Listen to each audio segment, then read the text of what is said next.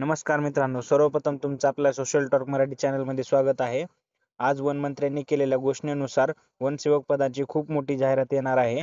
तर त्याबद्दल आपण त्याचे पगार श्रेणी, त्याला कोण पात्र आहेत, कोण अपात्र, त्याची काय निकष, त्याचा आपण सगळी माहिती पाहणार आहोत. तर आपण या व्हिडिओला सुरुवात करू.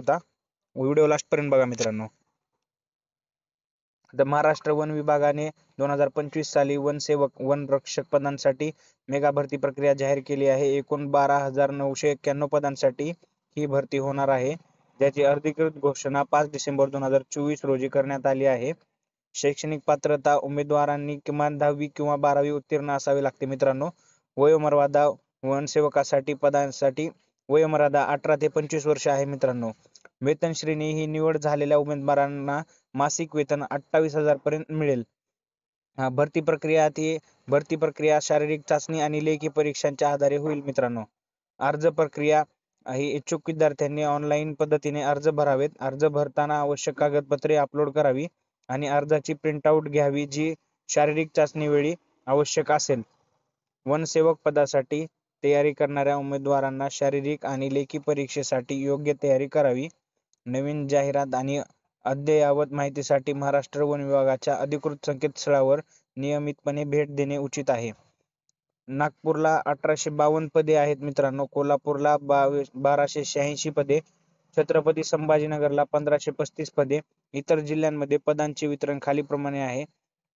चंद्रपूर 845, गडचिरोली 1423, अमरावती 1188 पदे, यवतमाळ 665 पदे, पुणे 811 पदे, धुळे 931 पदे, नाशिक 887 पदे, ठाणे 1568 पदे. महाराष्ट्र वन विभागाच्या वनसेवक भरती परीक्षेच्या सिलेबस सामान्यतः खालीलप्रमाणे असतो मित्रांनो.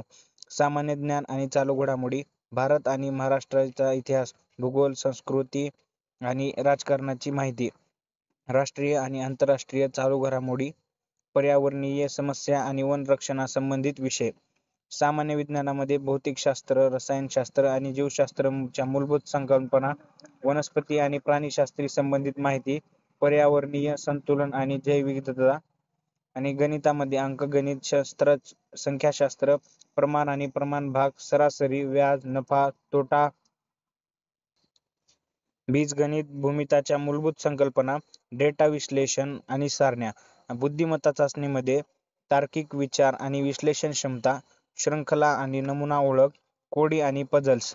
मराठी आणि इंग्रजी भाषांमध्ये व्याकरण आणि शब्दसंग्रह, वाचन आणि समज, लेखन कौशल्य आणि संप्रेषण क्षमता.